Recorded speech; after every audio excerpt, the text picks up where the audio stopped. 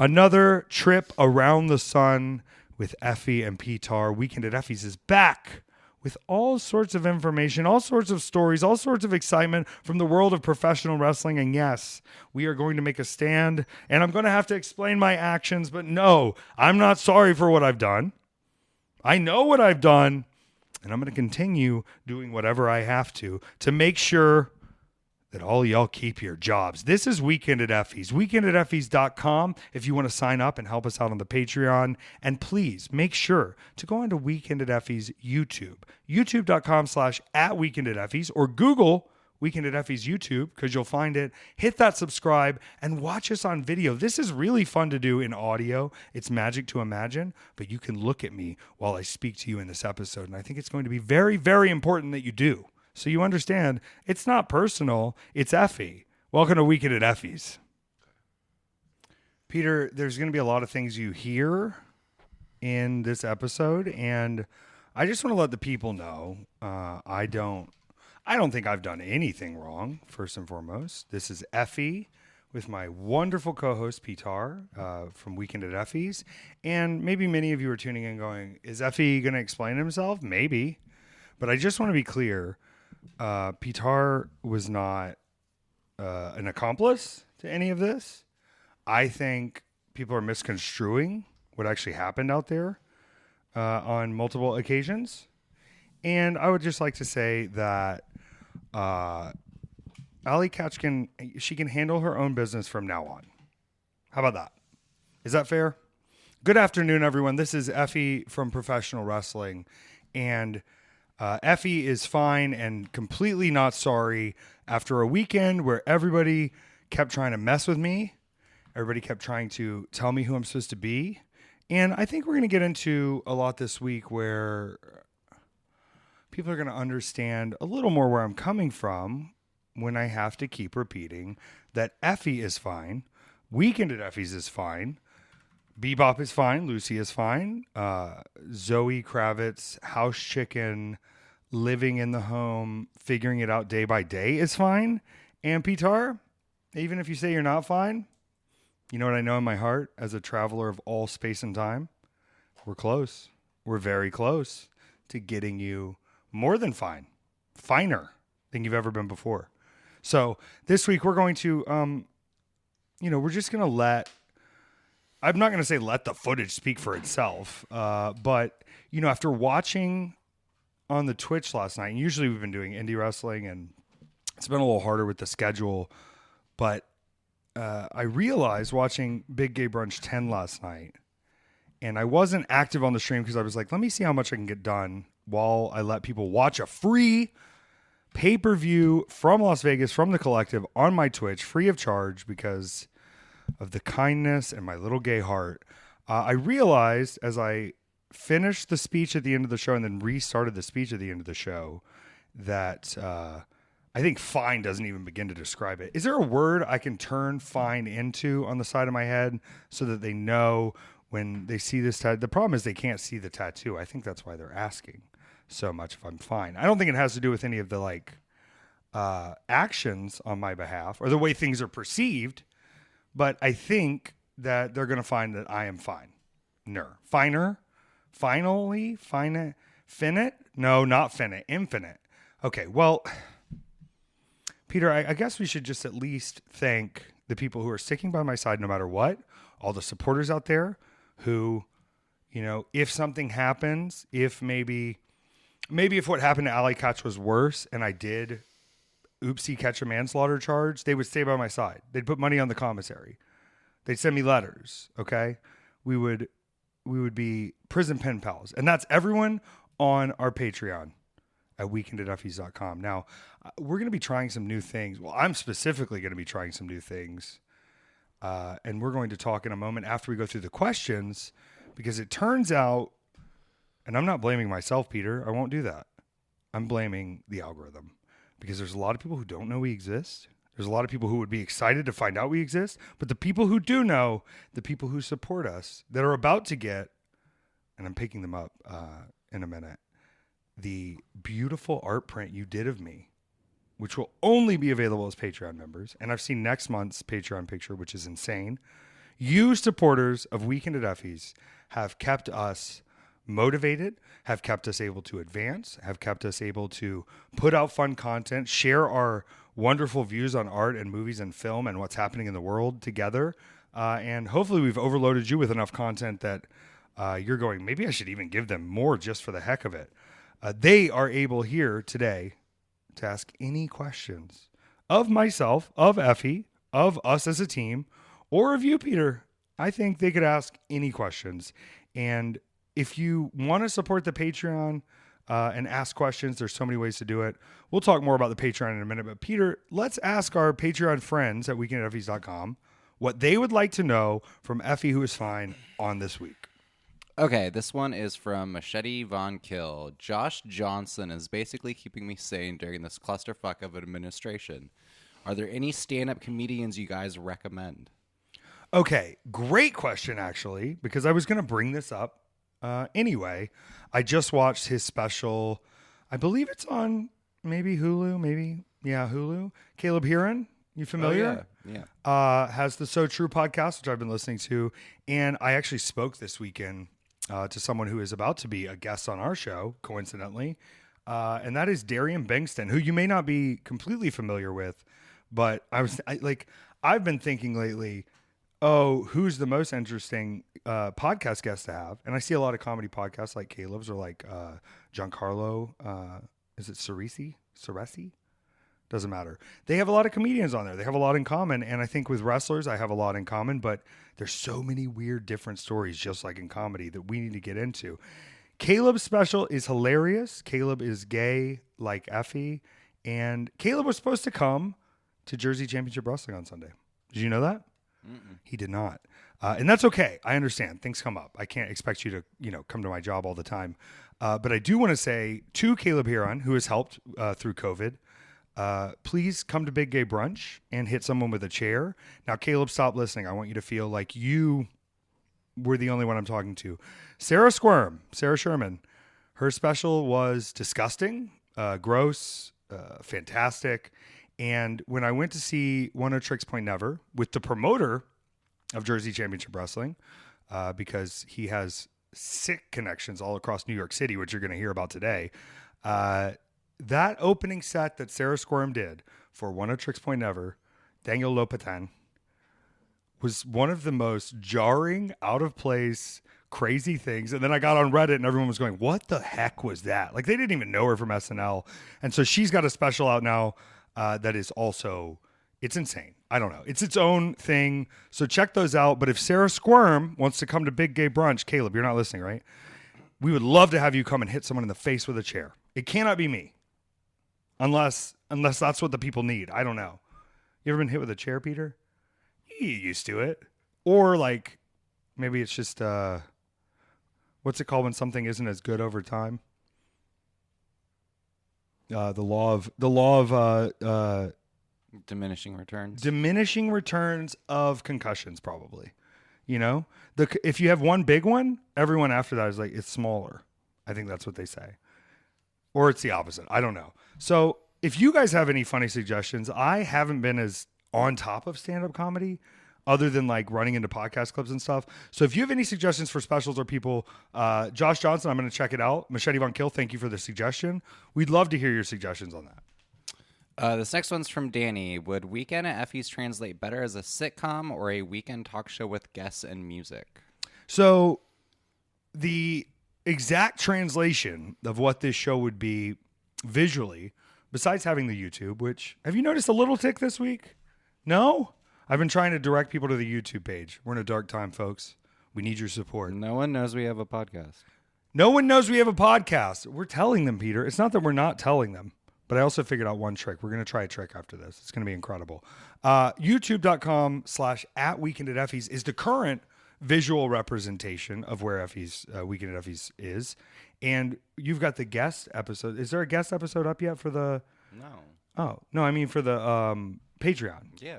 Yeah, for the Patreon. So if you want to see the visual of the unreleased guest episodes, which are coming, you do have to go to weekendateffys.com. But the visual of Weekend at Effys, it would be a lot like the way they do Midnight Gospel, where I think if we had people in here telling stories, telling the things and then having Maybe a different reference. Why? Oh, because he's like an evil Zionist now. Here's the thing, though. Like everybody, He's best friends with Joe Rogan. yeah, but like that's I think like he was always a disingenuous, unscrupulous character. well, that's fine. But I His can mom was still a use fucking spiritual con artist. Like I think the whole Duncan Trussell thing. read what you just Sick. said again. Spiritual con artist, Mm-hmm. Peter. All of them. So all of them. So what I'm saying is functionally as a format. I'm not talking about personal belief systems. Maybe our show should be more like Rogan's. Do you want to do a Rogan bit? No. So I don't know. Like, was the boy he flew away in the balloon and came back, and then he was in the house, or like you're telling me the parents pretended? That doesn't make sense to me. I think there's more to this. I think are the balloons sentient? Is that what you're saying? You can just say like dumb stuff. Podcasts are bad. What? What? No, Peter, you're already conflating. You're conflating me referencing Duncan Trussell with approving of him. No, I like a format function. You're talking about podcasts like they aren't just the way to get the message out. It's the same thing with wrestling. Wrestling's stupid. Wrestling is a language like Portuguese or chicken language, which I'm learning. You know? It's a magic thing. It's beautiful, and I think that, you know, maybe it's a sitcom.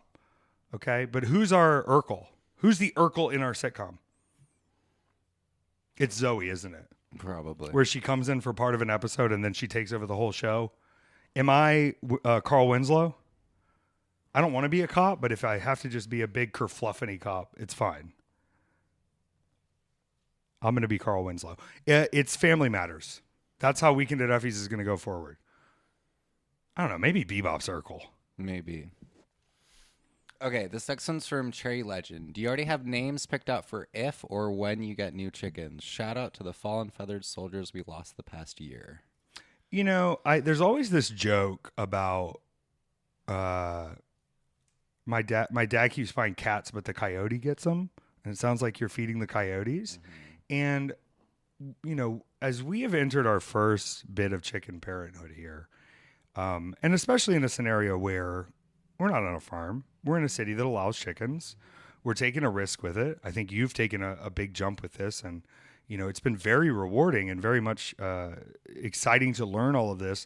But I think we've got to reassess a little bit about how we go forward with this. And you know, right now, as you said, we've moved Chicken Zoe Kravitz into our home somewhat, and it's been a hard transition. But it's also been a little less worry on my heart. Like when I have to wake up in the morning and clean the little puppy poop pads and wipe up the little shits on the floor, that to me is way, way, way less stressful than all night waking up when I hear a sound and thinking tragedy has struck again. Or all night, you know, waking up and hearing a sound and thinking I should run into the backyard to see what's going on. So I think we wait for the weather to warm up. It's been absurdly cold. Like I'm in New York City all weekend and people are like, is it cold where you are? And I'm like, it's cold everywhere, I'm pretty sure. So I want to get a little sunshine back.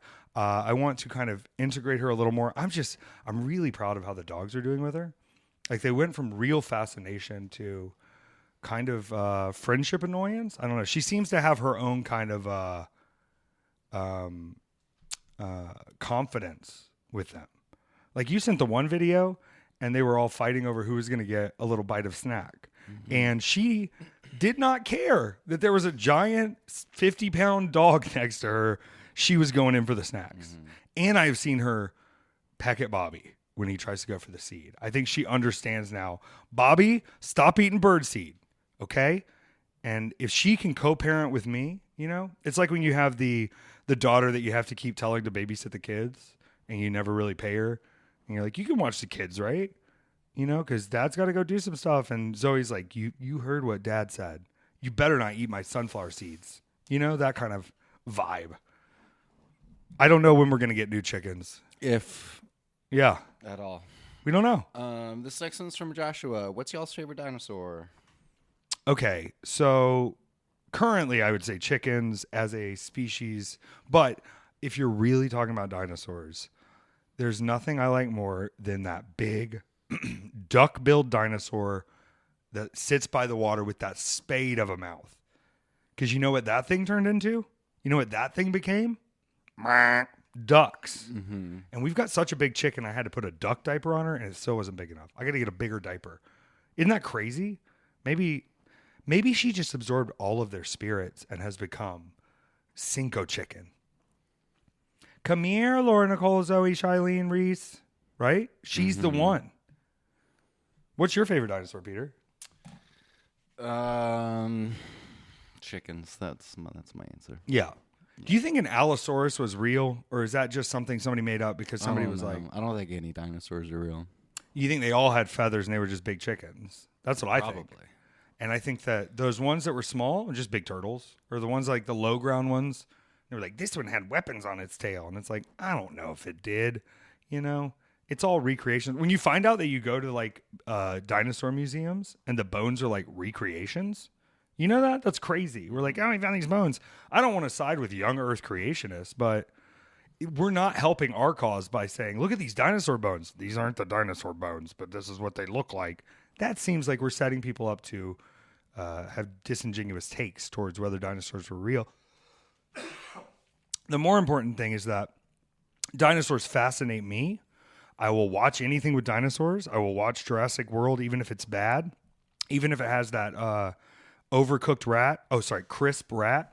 And to know that they, as a species, were eradicated in such a violent way lets me know that even if you're a dinosaur, the Earth is going to win in the end. But if I had the choice of being a human on the verge of eradication or a dinosaur on the verge of eradication, well, dinosaurs didn't have Steely Dan. And I'll say this, good luck getting me to live in a jungle and eat other lizards and not listen to Steely Dan.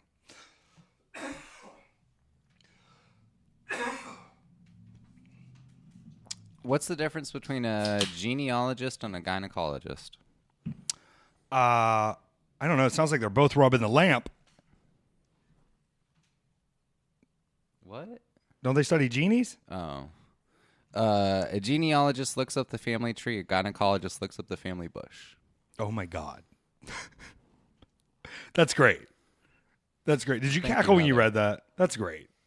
Thank you, Heather. That's wonderful.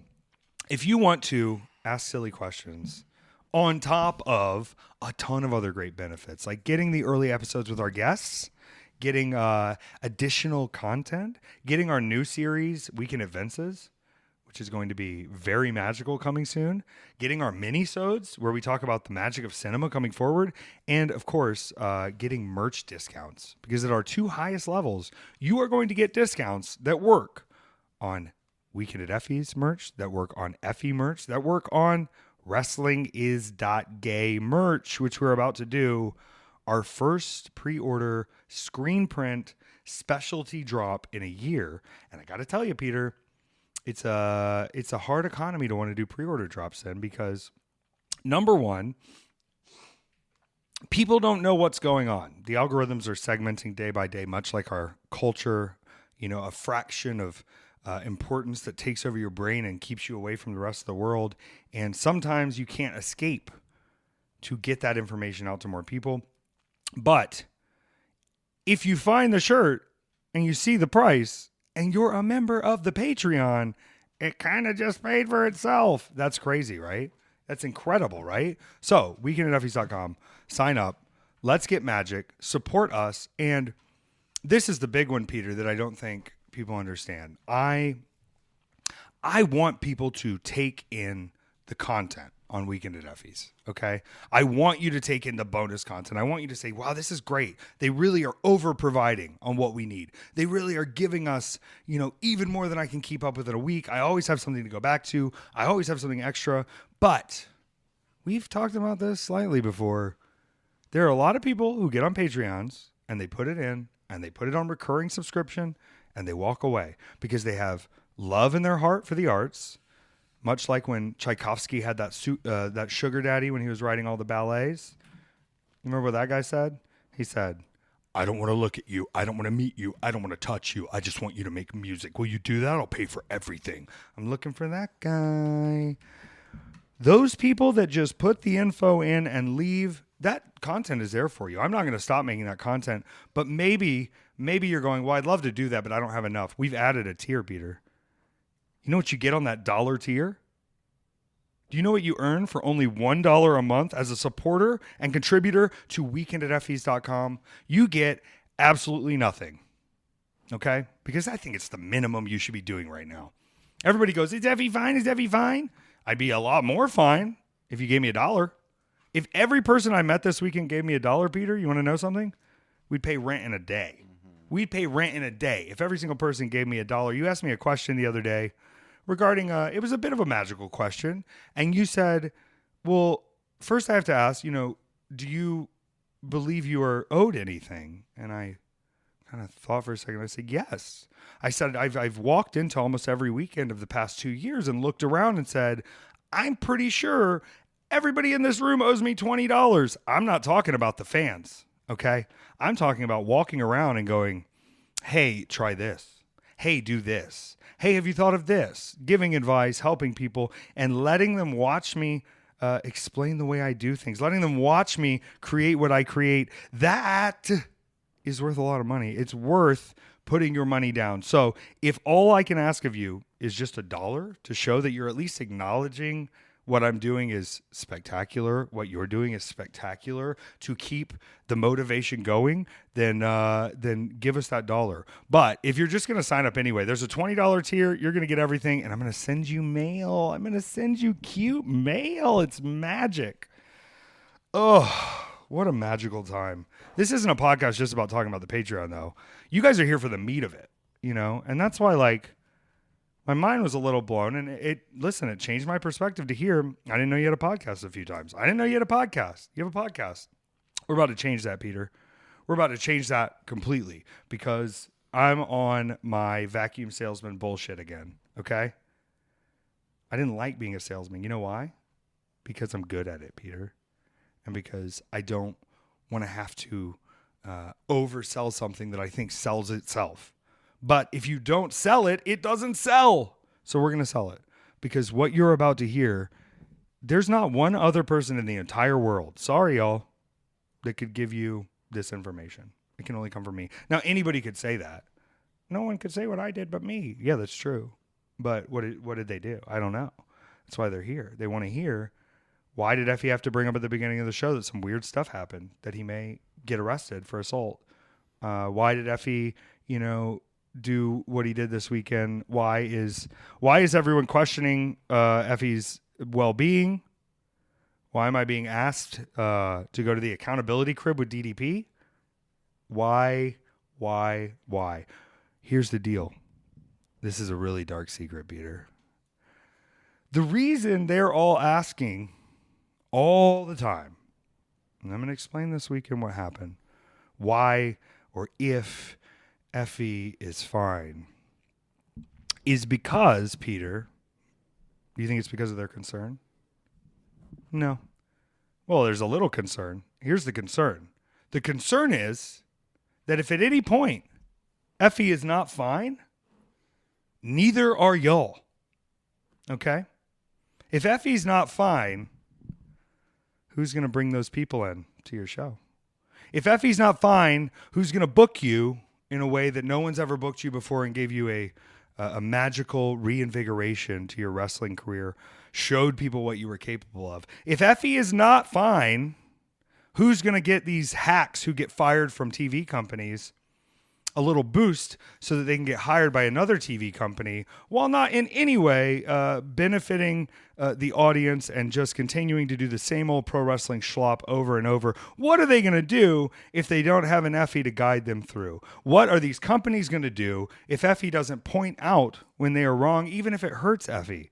Even if it hurts Effy to go, why do you have a guy on contract for 13 months that you don't use? And then they try to belittle, besmirch, and demean Effy.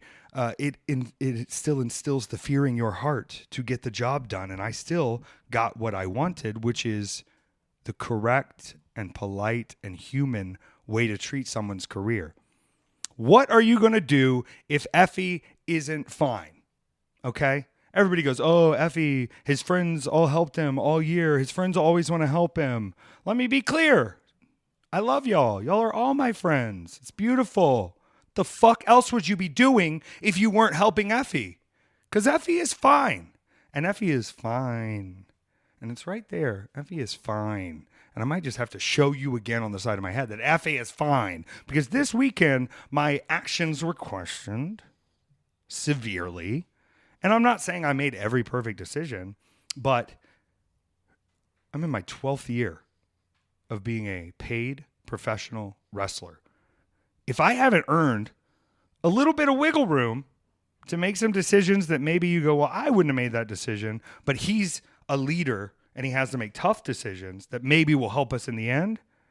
Okay, well, you should give me the grace and understanding to go, well, if he says he's fine and he says he's doing the right thing, all these other people that are worried or mad or maybe get hit in the face with a belt, maybe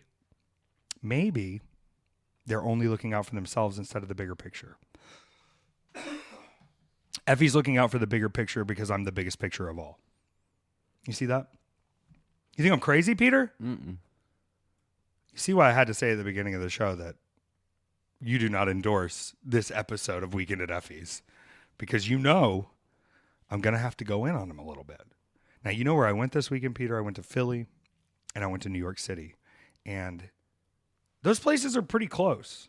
They're close to each other. But getting around the Northeast, getting around that area, while convenient with a lot of public transportation and options for transportation, it is exhausting. It is cold. It is bitter. It is stinky sometimes. It is wet. It is full of obstacles. And I got to say, entering 2026, I've been going to New York City since I was 14. So for 22 years, I've been going from the South to New York City. And I think I've finally gotten enough of a hang of it where it doesn't even stress me out anymore. Because, getting into the city sometimes, following all the trains, changing buses, it's not the easiest thing in the world. But knowing that and knowing what I know, and also not wanting to be around anyone because they were judging me, I found my own way to the city. But we don't have to get there yet because I'm going to start in Philadelphia. You know what they're known for? Cheesesteaks, Freedom, Liberty Bell, Rocky. Why not Effy? Because it seems like Philly loves Effy. We went to the Harrah's Casino in South Philly, and they seemingly loved Effy for a minute until some things happened.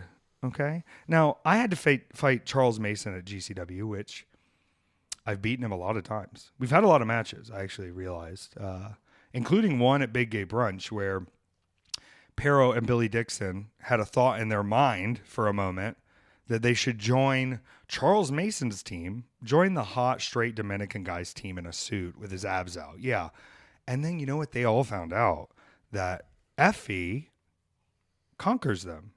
And so welcome back to the team of Effy, Pero and Billy Dixon. And Charles Mason, welcome back to us going in. Now, at the ballpark, that filthy little man, Atticus Kogar, got involved in our business.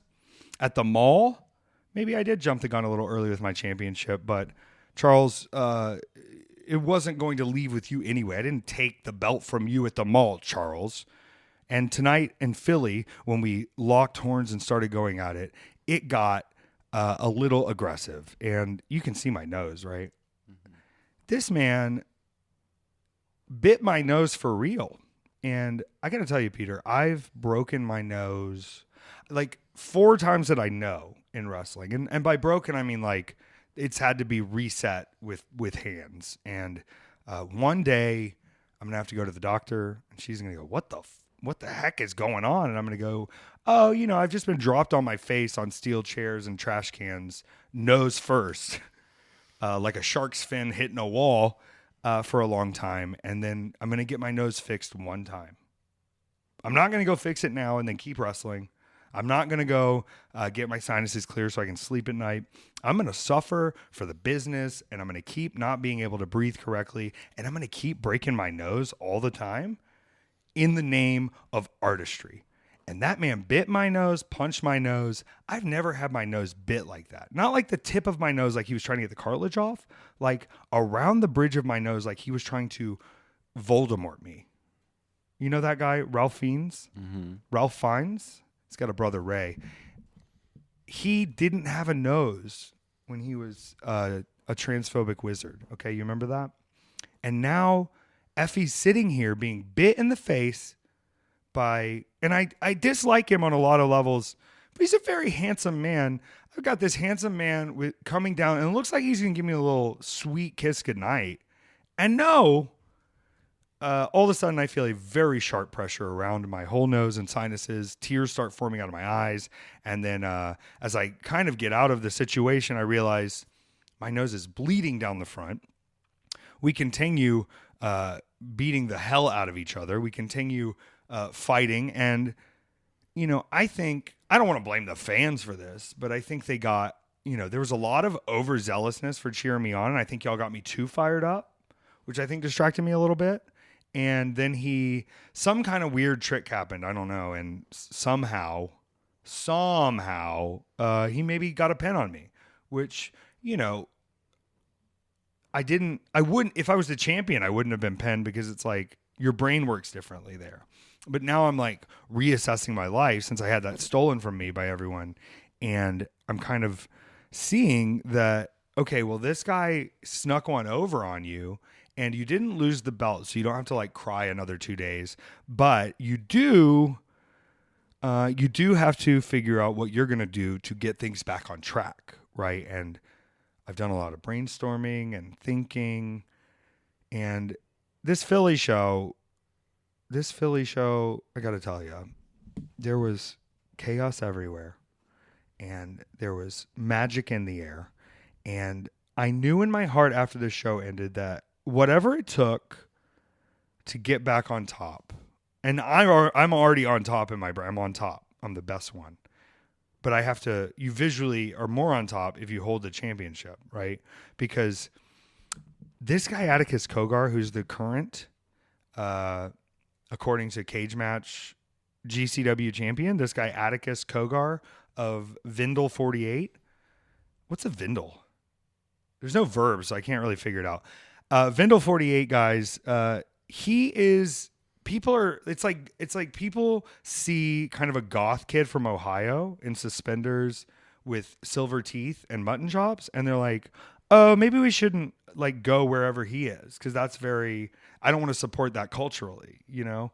A lot of what Ohio is very beautiful, but I think that it's given the freedom and grace for kind of, the South gets a bad rap for white trash, but these Ohio boys they're taking it to the next level, because it's like, you know, they're not just listening to normal white trash things, you know, like Slipknot or who's the guy that does all the silly rap songs, Lil Dicky. That seems like kind of an Ohio, like if you're an Ohio guy, you'd be into that. They're into more like Attila. It seems like they would be in the band Attila on Warped Tour. You remember them? They would have those big shirts. They were like, it would be like wiener booby fuck or something, and all the kids would wear those, but you couldn't wear them to school.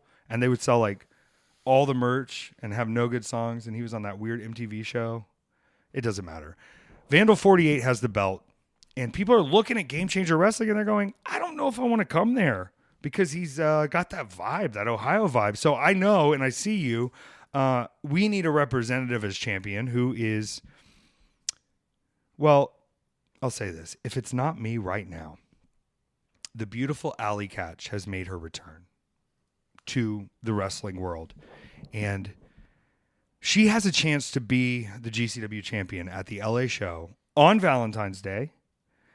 She's going to face Atticus Kogar. And I think, you know, if she wins that championship, it is a good look for GCW to have Alley Catch as champion. It is a good look for Alley Catch to prove after breaking her leg that she can come back and still be on top of wrestling. It is a great look for Bussy as two world champions if we reunite to be a tag team, former tag team champions, former world champions. I mean, that sounds great. But it's a good look for Effy because, as you know, The last time she fought me, I won. Now, granted, I think the Commission of New York broke her leg. Somebody said I broke her leg? Crazy. Just because I was in the match doesn't mean I broke her leg. And if I did, I didn't break it well enough because she's already back winning championships. Had a great run while she was out. Love her. She's going to be the champion. Sorry to you, Atticus. She did make an appearance that night in New York. Now, this was a special show, Peter, because most shows I do, well, every show I do is a charity show, but usually the charity is me, right? Like, we have to fund this. And I don't want to say that in my charity, if you looked at it on Charity Watch, they would say like, oh, a lot of this is going to management, but management is the charity. So this was a different charity show. This was a charity show to actually help the neurodivergent children and to assist with funding Little Oaks, a school in New York that helps neurodivergent kids gain skills and learn and be in an environment that's great for them. And so GCW teamed up with Orange Crush, who did the Visitors Deathmatch Japan book, to have this show at the Melrose Ballroom, a legendary venue. I beat Matt Cardona there. I got off the subway to go into the venue, and I walked down the staircase with that. There's a very popular picture of me holding his internet championship on that staircase, and I realized it as I'm walking down the stairs. And for the charity show, we got to do meet and greets early. We got to have fun. And I mentioned in my promo that, originally Billy Starks was slated at this show to face Matt Cardona.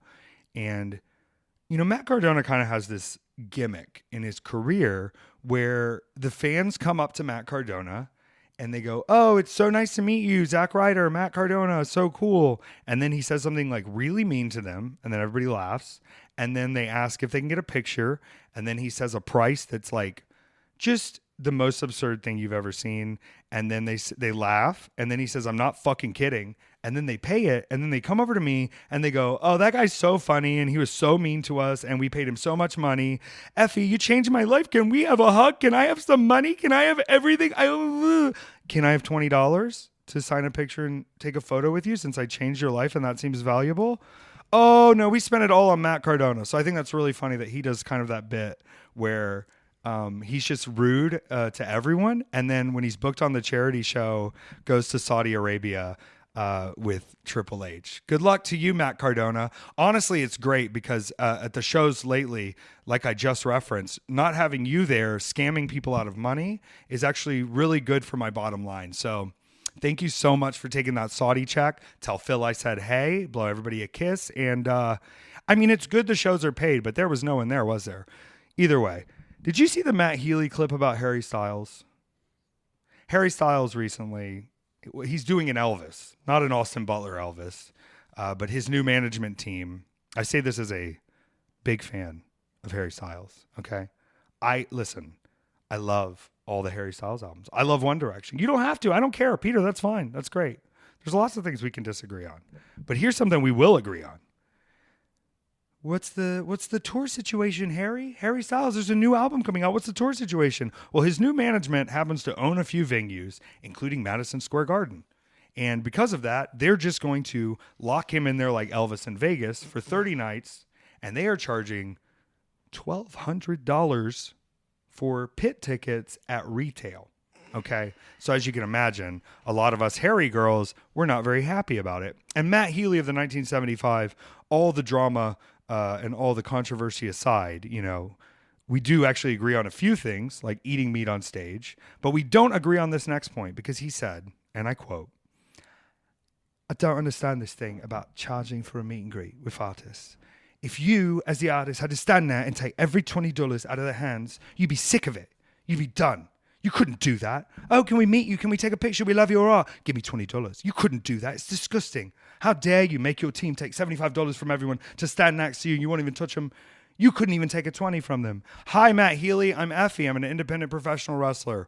My entire life is coordinating my own meet and greets where I am trying to ask people for $20. Okay? Is it fun? No, not that part. It's wonderful to meet the fans. It's wonderful to hang out. Do I always charge them? Absolutely not. Ask anyone. But to act like it's so crazy as an artist to have to do that.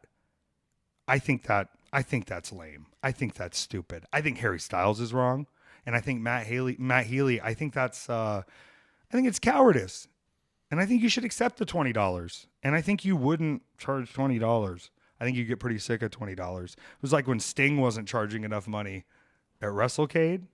It was like 60 for a picture, 60 for a photo, which for Sting in a 30-year career on his retirement tour, not enough money. And then every time at the hotel I had to go get food, the line for Sting was so long because the price was so affordable that it wrapped through every hallway of the hotel. Unbelievably so. And people would go, Effy, as soon as you open your room because they're waiting in line for Sting. It's insane. Charge more. Charge more for that so that I don't have to walk by Sting's line. Matt Cardona drops off the show. Billy Starks is the JCW champion, the Jersey Championship Wrestling champion, which Billy, I mean, she's one of the most talented wrestlers in the world. She's very young. I think 20, 21, 22 now maybe. And is just like a veteran of the game. Girls who've been wrestling, a lot longer than her can't keep up with her. And I have to be as polite as I can about this because y'all are my friends. It's fine. I really, really need to make sure that all of you know, if you're under a full-time contract with a television company and you're not getting enough reps and you need to come work in the ring, or you're not getting used on television, you're just sitting in catering. Oh, it's just hard. I just miss working so much. And you want to come out to the indie shows. Know this. If you're going to hold a championship at an independent wrestling company as someone with a TV contract, I'm watching you. I'm not watching you because I'm a fan. I'm not watching you because I'm going to attack you, but I am watching you because the second you trip, the second you slip, I am going to destroy you. Because if you want to come out here and work side gigs on top of your main pay, if you think our world is just your little practice mat, if you think what we do is somehow beneath you and you can go get your time in, then just come do this. Because it's very, very tiring to continually have to see independent championships being slapped on these idiots. And then what happens? The Juggalo Championship Wrestling heavyweight champion, Matt Cardona, gets signed and drops the belt in a day. Act like it matters, baby. Act like you've been there, baby.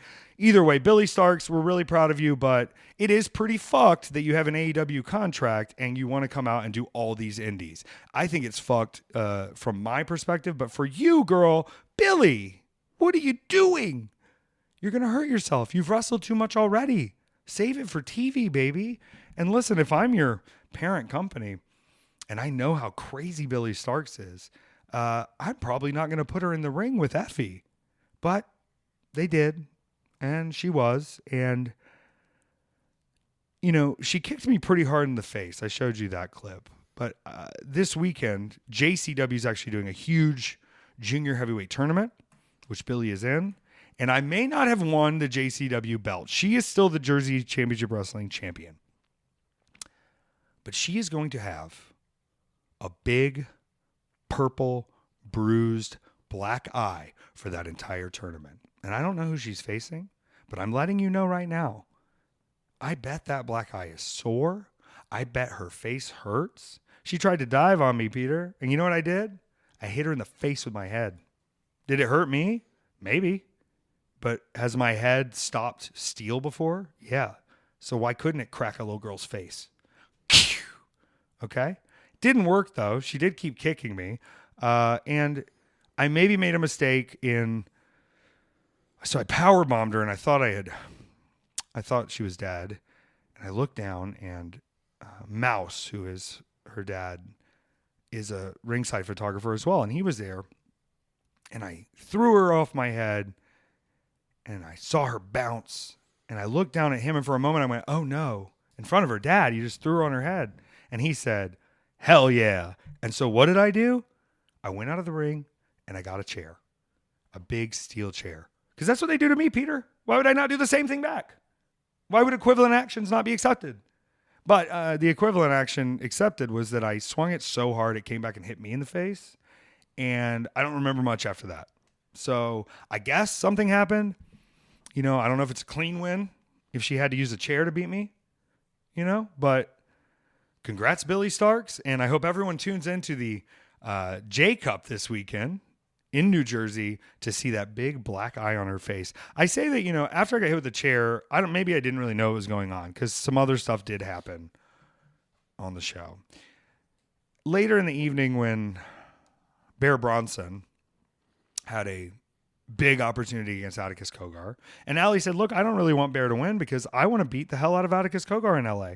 It'd be great to fight Bear, but I want to beat the hell out of Atticus Cogar. Bear's time will come. It may not be tonight. At some point during this match, Atticus calls for his belt twink, which it's so funny. Otis Cogar is the ultraviolent champion now because he tried to kill Matt Tremont. Atticus Cogar is the GCW champion now, and their belt twink, Christian Napier, is holding both of the belts in front of them like he's a valet. Adorable. Well, Atticus calls for a plastic bag, to suffocate Bear Bronson, and Allie says, nah, that's not cool. They go back. We go back. She goes out there to stop it. And so I run on the stage, and I'm like, Allie, you don't need to do this. Save it. Let him die. Who cares? He knows what he's getting into. He knew he was in a match with Atticus Cogar. Allie, please. And she still goes in. She did beat the hell out of that twink. Bussy has both beat the hell out of that twink. And she got in the ring, and somehow things got like a little out of control. And she told me not to help, but, I've told her not to do stuff before, and she's done it to help me in my best interest. And I thank her for that. So I figured she'll thank me for this too. I did get in the ring and try to stop Atticus. And somehow or another, I ended up swinging a belt, and her head just ended up there. And so she was knocked out cold. I was then dropped on my head again. And a lot of people are going, oh, you're not being a true friend. Like, let your friends handle their business. But they didn't let me handle my business when I was champion and people were running in trying to help me. And yeah, it worked out every time, but that's like the flip of a coin. You keep flipping a coin, it's a 50% chance every time. So I'm glad it worked out when you helped me, but it's not on me when I go out to help you that it doesn't work. Maybe that means you should have done more. Maybe as a team, I was pulling more weight and it looks like it's my fault, but Atticus is still champion. Thank God. Allie has another chance at the championship. Thank God, we've got big shows on the horizon for her to defend it on. I think if she wins that championship, we'll have her probably defend it on Big Gay Brunch so I can win it on my own show. I think that would be really cool. Thank you, Allie, for your sacrifice. And, you can't live in the past, Peter. Things happen, you reflect, you fix it, but you can't live in the past, Peter. And you know who doesn't live in the past? I'm such a fan of him. He was at the show. You may know him from Cobra Kai. You may know him from Richard Jewell. You may know him from The Naked Gun. And that's Paul Walter Hauser. Paul Walter Hauser, who is he an Academy Award winner? Academy Award nominee? Has fully jumped in over the past 2 years now to professional wrestling, to the point where he told me a story, and I'm not going to say any names or any things, and he said, the company that was filming me said I could not do that. And so I didn't tell them and went and did that, and it was fine.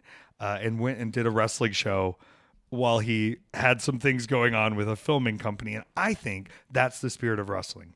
I think continuing to go back and do it again is the spirit of wrestling. To come and do one match or something like Ron Funches, I think that's very cool. I think he went all the way in. But do I think Ron Funches was using it to just get a little more press and get on the Traders with Lisa Rinna?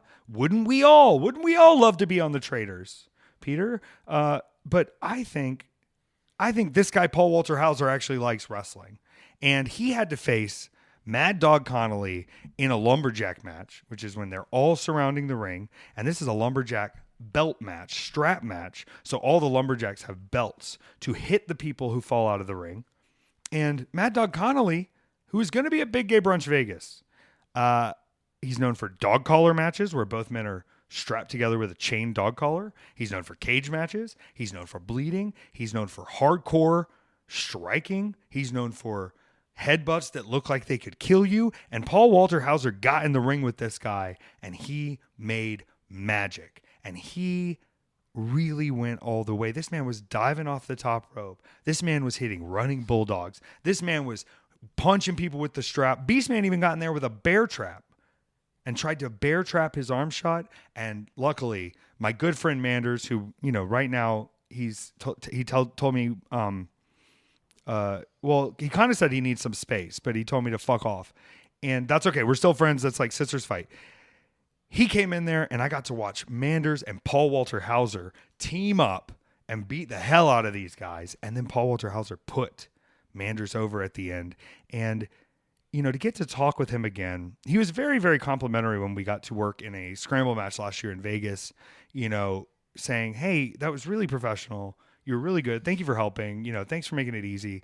To hear that from someone who is actually in the film industry, is in you know, a real commercial acting capacity full time, come into our world and kind of go like, the skills you have here are valuable. The skills you have here are not just some lower form of trash theater. This is a real thing that requires a very different set of skills, with no takes, with no resets, with no try it agains, with one take, with one go, with our own writing. And he really had some complimentary things to say. But I tell you, you know, I'm not going up to him because he's Paul Walter Hauser. I'm going, look, man, this is awesome. And I told him about the running bulldog. Now, this is an old school move. You grab a guy by the head, you run straight out, you dump him on his head as hard as you can. Hopefully you run your elbow into the back of his head when you drop him too. I said, it is so sick that you hit a running bulldog and crush that man's face in the ground, because that's a move that's been in professional wrestling forever. Those fans out there that watch pro wrestling every week, they're not thinking about that move. They're thinking, oh yeah, running bulldog, it's a little transitional move. You're slamming a man's face against the ground as hard as you can with your weight.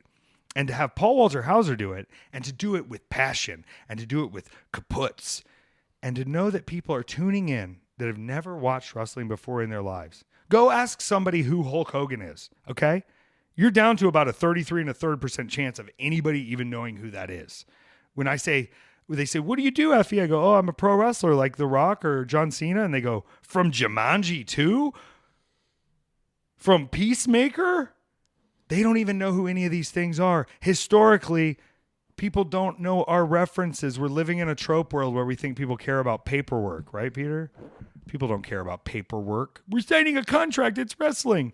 Wrestling has become corny and stale and lame because it keeps being itself repeated to diminished returns. Ooh, I like that. Diminished returns. Remember we talked about that earlier? And to see Paul Walter Hauser dump that man with a bulldog, and to know people around the world, Hollywood people around the world, regular people who are just big Richard Jewell fans, not of just the person, but of the film and Kathy Bates' performance alongside Paul Walter Hauser, they are seeing something they don't even know could happen. And I don't know if I should spill this, but well, I'm not going to say who it was, okay? I'm going to say this. A lot of people came to this show who are not from the regular wrestling world, not only because it's a charity show, not only because of the connections that Orange Crush has around the New York City system and who they know, not only because of Paul Walter Hauser being there and attracting those casual fans who may know him from other things, but this person is actually there because we had met in Florida to talk about doing something very unique at a very unique setting where they would hang very unique pieces of art and you could muse at it. Right? There might be something gay there. There might be a brunch there. It might be announced in the next few months. I'm talking to this person in Florida, and then they came to the show in New York. They said, of course, we're coming to see the show. We're going to be up there. And I am having a brief conversation with this lady after the show. And I look over and she said, oh, this is my sister. You may have met her. And I said, oh, have we met? And she said, no, we haven't met. I'm going, familiar. And then I put it together right there. I said, I know who this person is. And if you check their IMDb, I'm not going to say their name, there's hundreds of credits, and things you would definitely know. And so when she looked at me and said, have we met? And she said, no, I knew this game. And when I put it together, I said, let me do this without drawing attention to anything. I said, it's really cool to see Paul Walter Hauser here. He's a good actor. They said, yeah. I said, it's also very cool to finally have our skills kind of looked at in a different way, because I love acting, but what we do is not looked at as true artistic theater. Even though when I show up to this building, the Ballroom, and meet up with my partner for the night, because every single day of my job is a group project, we come up with our own play. We come up with our own action. We come up with our own plan. We come up with our own structure. We come up with our own story. We come up with our own beats, our own characters. And then an hour later, they click record, play, live, and in one take, we perform this story, this unique play that will be permanently recorded forever, sent out into the ether to be rewatched over and over. Moments that you can relive, that we just put together as soon as we got to the building, and we'll forget and not need as soon as we finish the job. And I did my own stunts, and there wasn't a cut, and the cameras had to follow everything as it happened right there on the stage. And this isn't football where you know everything where it's going to be and what's going to happen. They don't know where the hell they're going to be going or filming when they get in the ring with us. And I said, and so to see him come in and say, this is difficult, this is acting, this is movies, I said, it really lets me know that what I'm doing here isn't trash. It isn't lower. It isn't less than. It is looked at through the wrong lens. It is looked at through a lens that we have adapted to because it's familiar. And we have continued just repeating things over and over and over in wrestling to really great results, awesome results, where you can see now that most of the companies are putting their shows on streaming platforms where you don't actually know how many people are watching them. Most of the cable news results of what like their cable ratings are going down, down, down, down, down. And it's because nothing is new. Everything is tired. I mean, eventually, we're going to have to admit that the way we're putting these things into the world, the way we're presenting ourselves to a grand audience out there, if they're flipping through the channels and they see your show, and somehow MJF is still doing the Owen Hart is in the Nation of Domination, and it's funny because Owen Hart's the white guy and the rest of the guys are black, but instead of the Nation of Domination, now it's Bobby Lashley and MVP and Shelton Benjamin, and instead of Owen Hart, now it's MJF. You know, just doing the same things because they worked one time isn't creative. You remember what Effy did with the GCW championship? Pretty awesome. I took a belt that's a part of a very important promotion, especially in the indies, like GCW, and I defended it 41 times possibly, at 15 different companies. A real journeyman. I said in interviews, I'd like to make this a journeyman title. I'd like to have it something that's defended all over the place. And our new AEW heavyweight champion, MJF, is, what he wants to do is take the AEW belt and take it around to different promotions and have it defended like a journeyman's belt across all the different indies. Are you fucking kidding me, Peter? The thing is, I'm not mad at anything because wrestling continues to take from Effy. And in the past, I've told you, I'm not worried about what wrestling takes from Effy. I'm not worried if you steal my ideas. I'm not worried if you use my bits. I'm not worried if I tell you things that are going to make you money and I don't see a cent of it, because I never have when I've helped you fucking losers. I care that you've already run out of ideas and you have to take mine, because at no point in 12 years have I ever run out of ideas, be it from doing an award system called the Effy Awards, where I give out awards to people that they pay for themselves, like any award is, like a Grammy, like an Oscar, from making my own fragrances, from doing whipped cream spots, from having pup collar matches. All of these things have just come from my mind. And if you are already sad and dumb enough to copy them, I hope they work. I hope they go to the highest level. I hope they seemingly take you to the heights that I couldn't receive. Because it at least lets me know that that idea was good and that you don't have ideas. So to wrestling, keep taking from me. Keep doing whatever you want to do and repeating it, and you can watch yourself flop or succeed. But if we keep going down this path where all we do is things we've seen in wrestling, if we keep having people backstage as wrestling agents when the young talent who's on TV goes, what should we do in our match? And they listen to these guys who have never sold a ticket. They've never been a draw. They might be a good hand in the ring, but I'm going to tell you something. The only people I'm asking advice for are people who've main evented stadium shows, are people who have retired and gotten out of having to do anything with wrestling, because you losers who are stuck here repeating the same hash trap over and over, trying to make stars of people when you yourself were only on the roster because Hulk Hogan didn't want to go on before 9:30, because people had to watch something before he got out there. They never saw you on purpose, and now you're in charge of telling people how to get over. Now you're in charge of coming up with ideas, and the best all of you can do across the board is, remember that time in 1999 they did this thing? Let's just do that thing again. Wow. Maybe I'm contradicting myself, Peter, because on one hand I'm saying Paul Walter Hauser doing Bulldogs again. People aren't watching wrestling. They're coming back to it. Maybe they don't know the reference. The problem is they're not taking the best ideas anymore. They're just repeating shit that wasn't even good at the time. It wasn't even over at the time. It didn't move the ticket at the time. Do you know the highest rated wrestling segment in cable history? It's a segment called This Is Your Life, hosted by Mick Foley, Cactus Jack, Dude Love, Mankind, and The Rock. And it's a sketch bit where Mick Foley just brought up people from The Rock's life, and it goes to pure chaos. And you idiots think that doing round robin tournaments and doing silly finishes and doing kidnap angles like your Brian Pillman is going to be what takes us to the next level? Are you guys happy just swimming in mediocrity? Are you happy just waiting for someone to tell you you're fired so you can go find another scam job? Are you happy repeating the same crap over and over and wondering why nobody's tuning into your TV show? Wondering why nobody cares even though your arena's full of papered tickets? No, they're just going to keep doing it, Peter. And you know what I'm going to keep doing? I'm going to keep being Effy. And if you F with Effy, F yeah. And if you don't, that's fine too. But you better not F with Effy, because I see all of you. And it is really exciting for me and really frustrating for a lot of people that I can talk to my good friend here in my living room, and it can go out into the world. And on one hand, someone will walk up to you and go, I didn't know you had a podcast.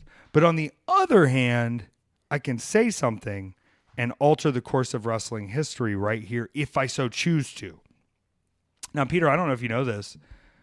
All those clips that we have online that got the most views were me being kind of a dick. Mm-hmm. But I wasn't wrong. And I've hesitated to be any kind of a dick or to express opinions for a while, because I personally know you can't do anything to me, right? But my friends in the business, you hurt them when I say things that you don't like. You fire them when I say things you don't like. You send them home from their job on the day they're doing my show because I said something you don't like. You pull someone away from doing outside indie shows because I said something you don't like, and I don't want you messing with my friends. But look where we are now, Peter. I ain't got no fucking friends, it seems. So I'm going to speak on it.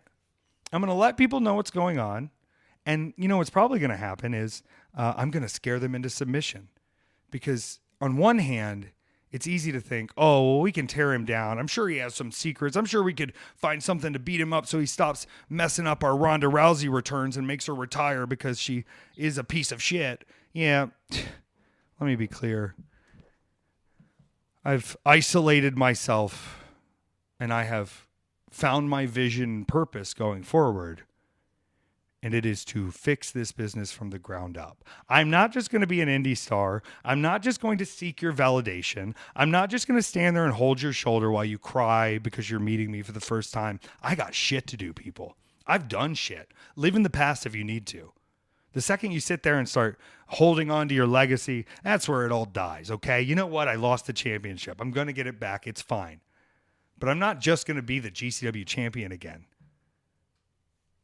on January of 2025, as the clock struck midnight in Atlantic City, I was a little pissed off. I'm more pissed off than I am now over some conversations about things that were going on in the wrestling business.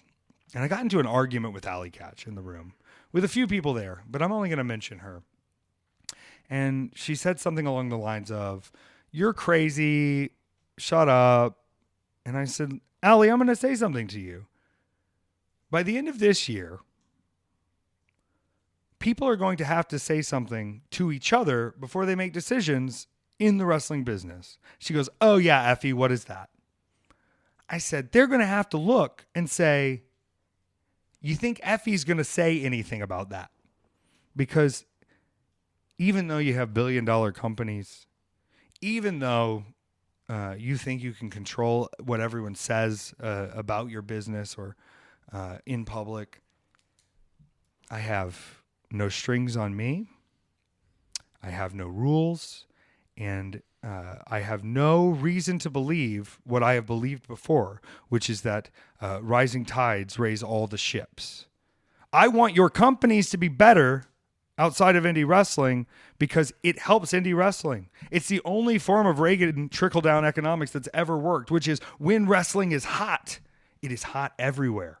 We're not going to draw the same crowds as a SmackDown when they're really on fire, but if more people are watching wrestling and more people are liking the product, they're going to seek out more wrestling. And if more people are tuning into the wrestling and it's a bunch of garbage of pro wrestling doing an impression of pro wrestling through a lens that's supposed to be pro wrestling, supposed to be combat, or at least an impression of combat, and y'all have taken it 4 levels down to where I got to watch 2 boys try to do the practice moves they've been working on in a warehouse with Logan Paul for 14 weeks, still fuck it up. When I said, "Hey, you want to do this, this, this, and this," and we go out and ace it on the first time, y'all don't have more skill than Effy. Y'all don't have more brains than Effy. What you have is more resources than Effy. What you have is the ability to shut the fuck up, to swallow your tongue, and to let idiots do what they want to do because you don't want to lose your job. What you have is a team of people. You know how absurd people think it is when they say, "How much money would you need from a company?" And they're not asking, don't get it twisted, but I'll say something along the lines of like $41 million. And they go, "Ha ha ha." But think of this, Peter, okay? I've been living as a full-time entertainer across the board in many ways for almost 7 years now. If I, with the assistance, a lot of assistance from my friends, like my college roommate, Cool, who does designs, like my good friend Petár, who helps me get through all this, like my friends who print merch, to be able to do what I've done with very minimal help, with no full-time team, with me doing a lot of everything, I've been able to make this much money, enough to live, enough to survive a regular American lifestyle. If you had access to Effy and you had a team that could send all my ideas into happening, and Effy only had to be Effy. If Effy didn't have to wake up, take a 3-hour flight that's on delay, land, take a car, sit around a venue all day, wait for a venue match all day, wake up early, take a Chinese bus for $8 to Grand Central Station, take 2 trains into Queens to get to Melrose, wait around all day, do a 3-hour meet and greet, then get to the hotel, then get to my flight. If all I had to do was show up at 8 and plug and play, and y'all had a team to do everything else, and you couldn't make back $41 million, then you're bad at business. So yeah, the number sounds ridiculous, but I'm not hiring myself to just wrestle. I'm hiring myself because it doesn't make sense to you losers that for 12 years, I can actively be growing. For 12 years, I cannot have a real boss to my name. For 12 years, I have done only what Effy wants to do. And I've watched a lot of you get your dream jobs and then do nothing, or leave your dream jobs and be nothing, realize you're nothing, realize formerly seen on NXT. You know what it means, Peter? Nothing. No one cares. No one knows. If you can't go earn it, if you can't go be in front of the fans and they want to see it again and again, you'll be left behind. And Effy has never been left behind. And Effy has never, ever had to bend the knee and be something I wasn't. And the rest of you, I hope it's giving you little jitters in your stomach. And if you're asking yourself right now, how do people not know about this podcast? God, you're telling me, because they're about to know, Peter. And I think we're entering the dawn of the age, of the genesis, of the rebuilding, of the restructuring of Effy's professional wrestling. And in a few years, they won't remember there was anything before it.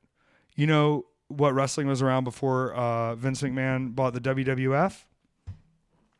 Yeah, who cares? I don't know. There probably was something. Go watch it. Who gives a shit? You know who were the biggest film stars in the 40s and 50s? I don't fucking know. I don't care. Black and white. Eat my breakfast.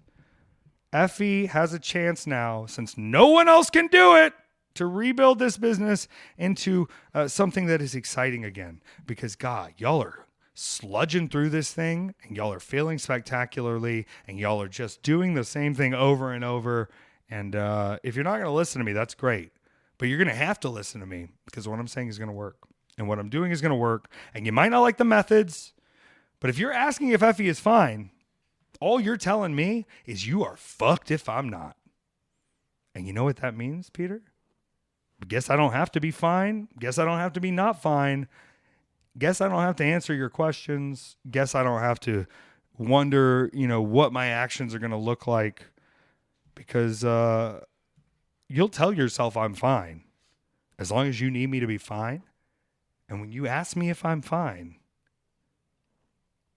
you're only waiting to hear so that you can go, sheesh, good. It's going to be okay. He's still fine. But are you? Okay, we actually do have some housekeeping that we need to do, so I'm just going to addend this into the episode. Perfect. So we are taking a week off next week. We're going to have our first guest episode. Who do you want to do for the guest episode? Do stunt first. Okay. So our stunt marshal episode will come out on the main feed next week. For Patreon folks, our first Movie John Classic episode will be coming out on Thursday. And then the following week on the 21st, so that's Thursday the 12th. On the 21st is when our first Weekend Effys is going to come out. Ooh. And then that following week is when the bi-monthly astrology episode will come out and start the cycle all over again with Effy and Peter Burt on the 1st. So the general idea is that every